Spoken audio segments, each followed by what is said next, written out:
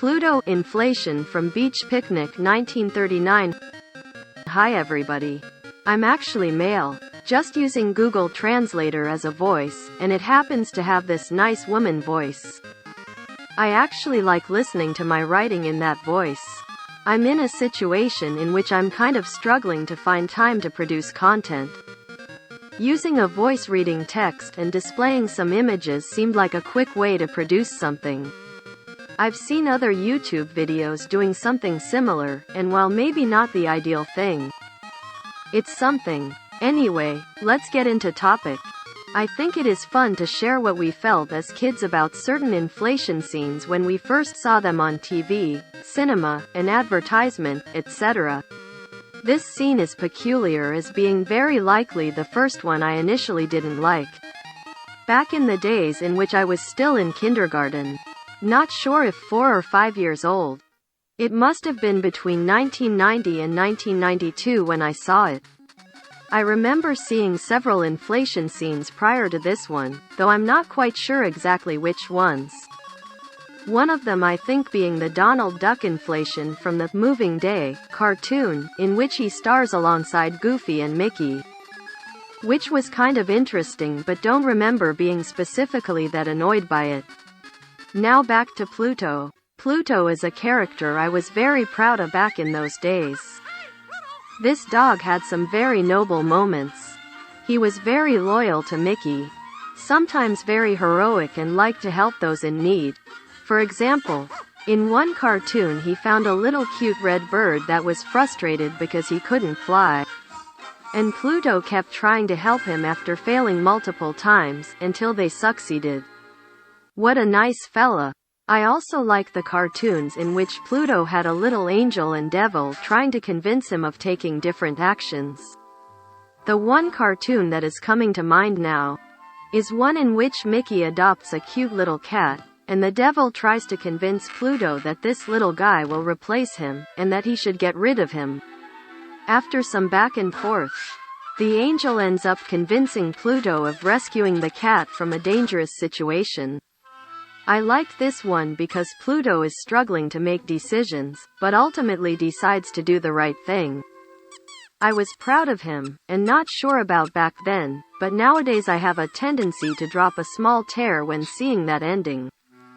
My mom recorded all these classic Disney cartoons on video cassette from TV for me, and I watched them over and over. There was a special time slot for Disney cartoons. We didn't have cable yet, not until 1993, so we had access to about 5 channels, which in Argentina were called canales de air. If I'm not mistaken, in the USA the equivalent. The channels that don't belong to cable TV are called syndicated. For those that live in Argentina, this channel was Telefe, which still exists, but as far as I know, it doesn't broadcast any Disney material anymore. Well, except The Simpsons, which ironically is owned by Disney now. During this time slot, there was a bit of everything Disney related, including many classic shorts, portions of the movies. They rarely broadcasted an entire movie, one example being Alice in Wonderland, which my mom recorded on VHS as well. Some special joint of cartoons sharing a similar theme, with Ludwig von Drake doing some commentaries in between.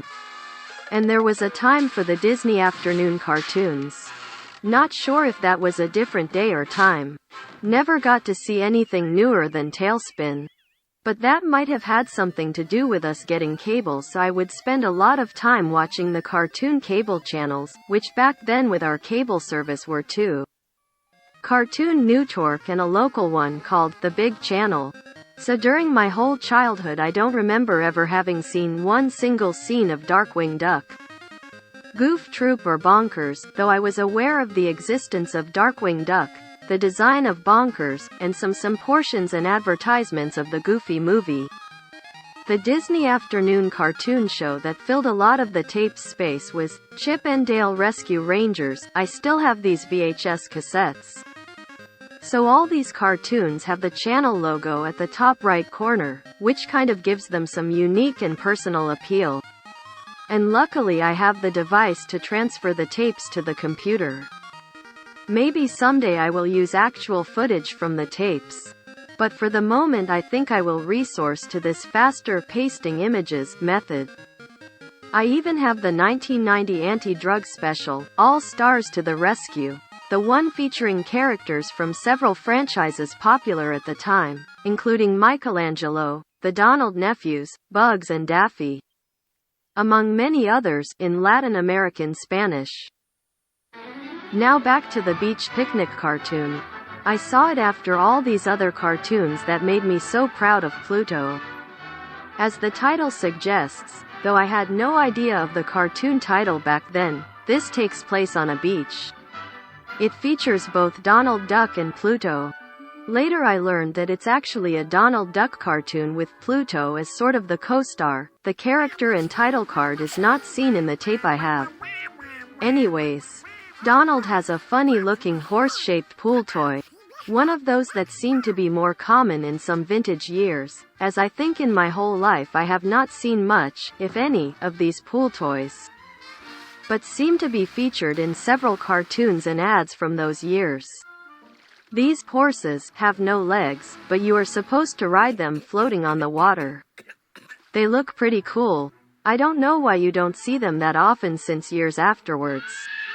Anyway, Donald notices Pluto taking a nap at the shore nearby, and decides to have some fun with him. Pluto became furious at the pool toy and bit it right in the nozzle, which caused all the air in the toy to pressure into Pluto's mouth, inflating him like a balloon the size the horse toy had. Pluto deflated all around the sky and landed inside I'm not sure if a can or a ship window.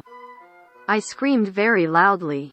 I remember being pretty annoyed when Pluto was being made fun of or abused by some little elusive and mocking creature, but this situation suddenly broke the record of being the worst. Alright, and all the explanation of this material being recorded by my mom also serves to point out one peculiarity that happens in the actual tape, and while not entirely sure, I think might be related to my reaction at the time. Right after Pluto deflates in the air and gets stuck into a ship's window, the recording is abruptly cut, with some empty tape seconds before the next cartoon starting.